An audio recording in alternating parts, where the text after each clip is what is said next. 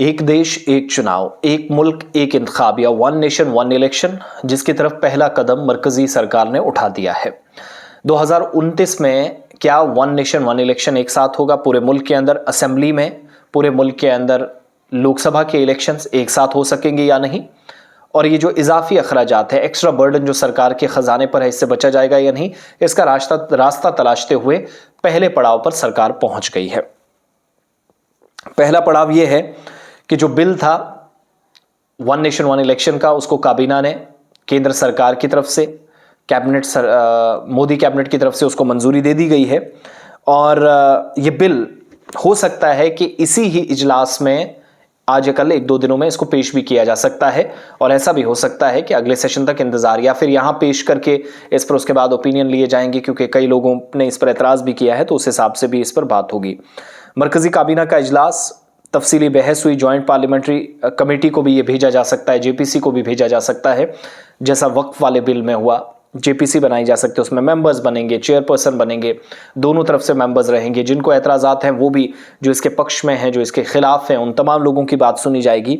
और कैबिनेट का, मरकजी काबीना का एक मुल्क एक इंतखाब से मुतल्लिक जो मशवरा था, वो बनी रामनाथ कोविंद कमेटी की रिपोर्ट मंजूर कर चुकी है। यानी पूर्व राष्ट्रपति या फॉर्मर प्रेसिडेंट, जिसमें जिनकी अध्यक्षता में कमेटी काम कर रही थी, यानी रामनाथ कोविंद, उनके साथ गुलाम नबी आज़ाद थे, बाकी तमाम लोग थे जिनको शामिल किया गया था।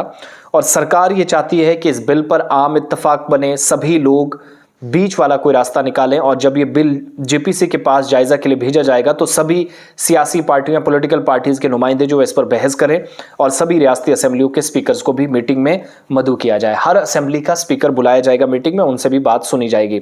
मुल्क भर के जो दानिश्वर अफराद हैं, जो इंटेलेक्चुअल्स हैं, उनके साथ आम लोगों की राय ली जाएगी, जैसे वक्फ पर लेने की बात कही गई। और एक मुल्क एक इंतखाब के फ़वाइद और इसे अमली जामा पहनाने के तरीकों पर तफसीली गुफ्तो शनीद होगी। अब असल में पेज कहाँ फंसा, परेशानी क्या है? भारत जो है, यहाँ रिलीजियस और कल्चरल डाइवर्सिटी के अलावा आप बात करते हैं टोपोग्राफी की, जियोग्राफी की, या मौसमियाती तब्दीली की। और जिस हिसाब के भारत के स्टेट्स और यूटीज़ हैं, यहाँ मैदानी इलाके भी हैं, यहाँ आपको पहाड़ी सिलसिला भी मिलेगा। नॉर्थ इंडिया में आप आएँ तो पूरा हिमालयन बेल्ट जो यहाँ टच करता है, पहाड़ी सिलसिला है। और फिर जब आप दिल्ली की तरफ जाएंगे, मौसम अलग, मुंबई में चले जाएंगे, मौसम अलग, साउथ इंडिया के डिफरेंट पार्ट्स में जाएंगे, सेवन सिस्टर्स में जाएंगे, वहाँ मौसम अलग। हर खित्ता, जिसकी हर मौसम के लिहाज से भी अपनी शनाख्त है, अपनी पहचान है, अपना एक निज़ाम है, जिसको आप कुदरत का निज़ाम भी कह लीजिए, जो और जो इंसानों वाला चलाया हुआ निज़ाम है, तो वो सिस्टम अलग अलग है। तो क्या हर जगह ये पॉसिबल है एक साथ? फिर इतनी पॉपुलेशन, जितनी आबादी है, वन गो में, वन फेस में ये सारा कराया जाए, फिर असेंबलियों के भी और पार्लिमानी इंतखाबात भी। और ये 542 या 543 सीटें ही खाली लोकसभा की नहीं हैं। 2027 में डिलिमिटेशन होनी है, परिसीमन होगी, हदबंदी होगी, और पूरे मुल्क के अंदर सीटें बढ़ाई जाएंगी लोकसभा की भी। और ऐसा हो सकता है कि 542 इसमें 100 या 150 सीटें बढ़ जाए, जिसका अंदाजा लगाया जा रहा है। जिसका मतलब यह है कि ये सीटें जाएंगी तकरीबन 650-700 के करीब। तो फिर आप देख लेना, ये सूरत हाल है। अब इंप्लीमेंट कैसे किया जाएगा? आम लोगों की, दानिश्वरों की राय थोड़ा मुश्किल लग रहा है। जहां तक हमें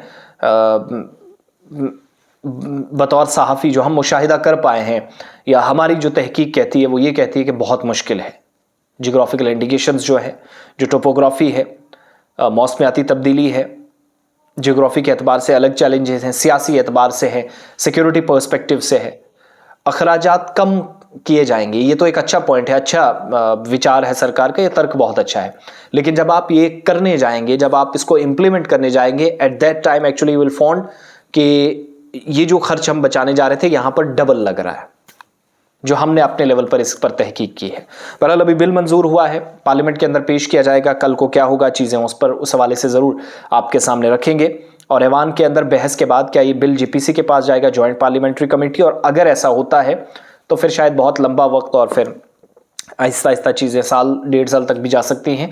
ये हर कमेटी बनने के बाद हमने इस तरह का प्रोसेस देखा है।